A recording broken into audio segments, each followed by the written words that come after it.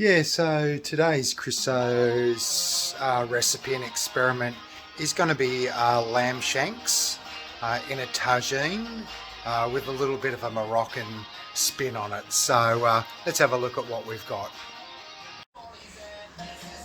Yeah, so we've obviously got the lamb shanks. I'm going to brown them off for starters. Got a heap of brown onions. We're going to put that in as well. And got a heap of these little cherry tomatoes that are just wild, that have just grown out of some seeds that were thrown in the garden at some point in time. Yeah, and some of the other items that are going to go in here are some pitted dates, some hot dried chilies, a little bit of Moroccan spice mix, garlic powder with a little bit of onion powder in there, a little bit of chili flakes, some paprika, which I love, I have on everything, and a little bit of stock. And I think we'll probably chuck a tin of tomatoes, diced tomatoes in there as well, just to give it a little bit of liquid. Not sure about that, we'll see how that goes. So first up we're going to look at browning off these lamb shanks. Alright, you can see them, I've got them in my tagine, a little bit of a stainless base with a beautiful ceramic top. It's a scan pan. I think I got that. I think I actually got that as a gift from my parents for a Christmas a couple of years ago, so thumbs up to that. Anyway, we'll brown that off, we'll come back.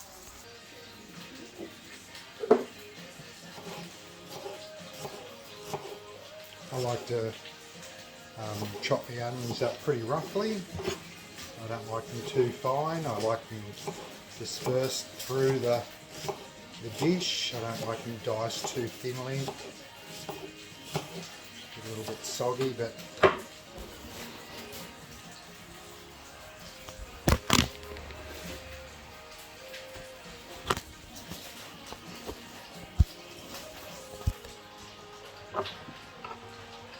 might give a little bit of a better look of it. You don't see people chopping onions very often, so I thought I should video this just to double check, and probably be a timely opportunity to be careful and not cut my finger off. So on video, that'd be horrible, wouldn't it? Anyway, we're hooking in. Multifaceted and skilled myself. That's pretty much it. Alright, turn these over. Going to brown them off.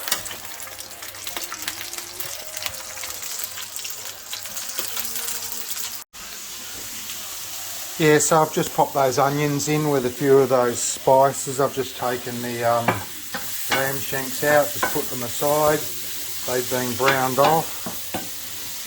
Just doing a little bit of a stir around. That's absorbed, all the herbs and spices have absorbed a little bit of the olive oil down there. So that should really concentrate the onion nice, and you get a little bit of a sticky section on the base like that. That'll come up when I put a little bit of stock in, a little bit of moisture in.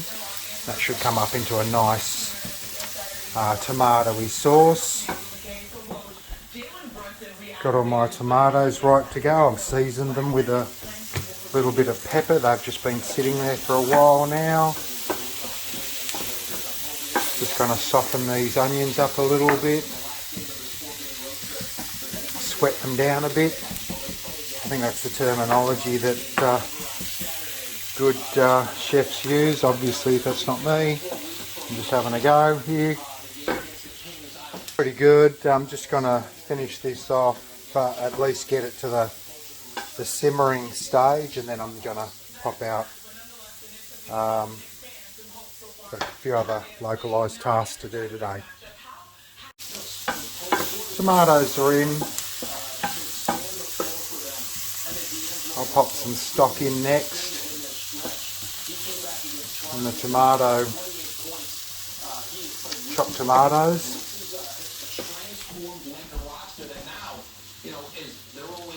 That's my brand. Got that brand off Ben. I believe that's what he used in the restaurant. Not one of Ben's favourite dishes, the old lamb shanks. I think he had a bad experience many years ago when they weren't undercooked. They cooked through, but they just weren't falling off the bone. So he's never given them another go. And certainly with me cooking, it's probably a fair call. Maybe if you had a proper chef prepping them for him, he'd like them a little bit more gravy, falling off the bone. But anyway, that's where we are. So we got those tin tomatoes to sort of help out with those beautiful little wild tomatoes we had from. Just going to add a little bit of beef stock.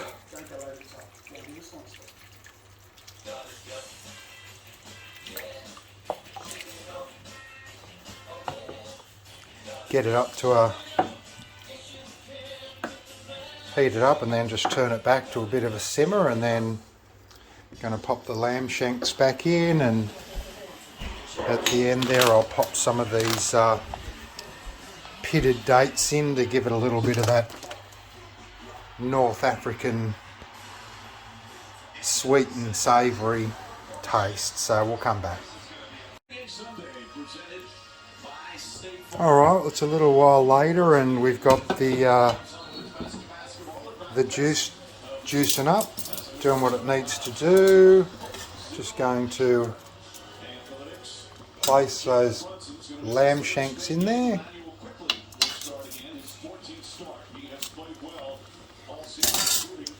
And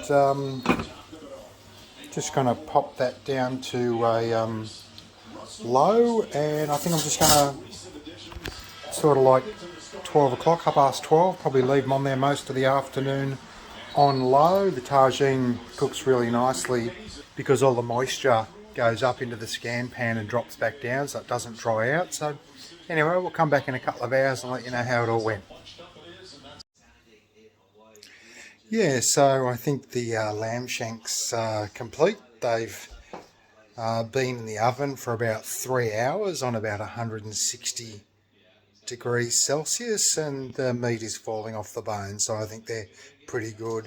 I've had a fair bit of evaporation of some of the fluid, so it's nice juicy sauce with it, and I popped some of those pitted dates in there about. So this is what we're looking at.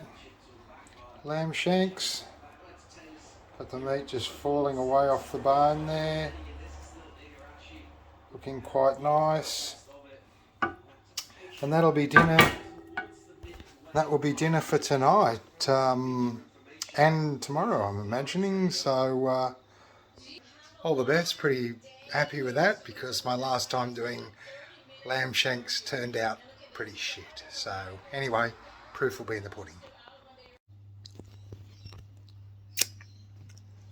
Anyway, that's that. Turned out excellent. Really thick tomato sauce.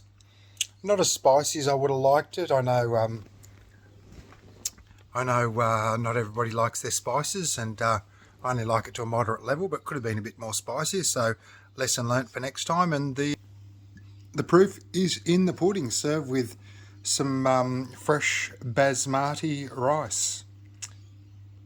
The end.